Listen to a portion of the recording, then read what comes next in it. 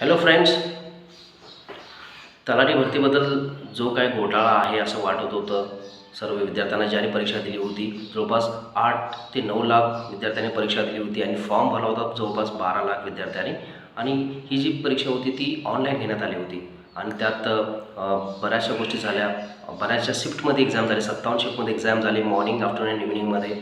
आणि त्यामध्ये जी प्रोसेस होती ती प्रोसेस म्हणजे नॉर्मलायझेशनच्या प्रोसेसमध्ये बऱ्याच विद्यार्थ्यांचे म्हणजे भरपूर एक एक 40-50 विद्यार्थ्यांचे स्कोर जे आहेत ते 200+ झालेले आहेत. त्यामुळे बऱ्याच विद्यार्थ्यांना असं वाटत आहे की हा जो स्कोर आहे त्यामुळे इतका स्कोर कसा जाऊ शकतो. पण नॉर्मलायझेशनची प्रोसेस आहे याबद्दल TCSनं खुलासा केला आहे की नॉर्मलायझेशन प्रोसेस अगदी योग्य आहे, व्यवस्थित आहे, त्यामध्ये काही प्रॉब्लेम नाही.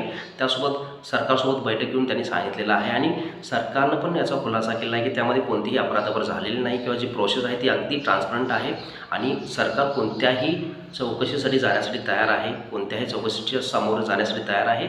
SIT चौकशी असू देत किंवा कोणतीही चौकशी असेल त्याला सामोरे जाण्यासाठी तयार आहे. आणि जी प्रोसेस आहे ती एकदम ट्रान्सपरंट आहे असं सरकारचं मत आहे. आणि लवकरच मला वाटतं ती जी लिस्ट आहे मेरिटची ती लागणार आहे. त्यामुळे आता जो गोंधळ होता तो तो गोंधळ नसून जी प्रोसेस आहे ती अगदी ट्रान्सपरंट आहे असं सरकारचं मत आहे.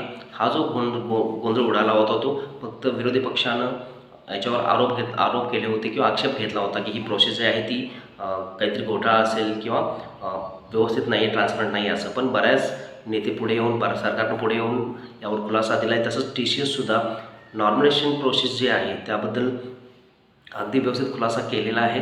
आणि त्यामुळे मला वाटतं जी मेरिट लिस्ट आहे ती लवकरच पुढच्या आठवड्यात लागणार आणि मला वाटतं परीक्षा रद्द केली जाणार नाही आणि सर्व मेरिट लिस्ट जिल्ह्यानुसार लावले जातील.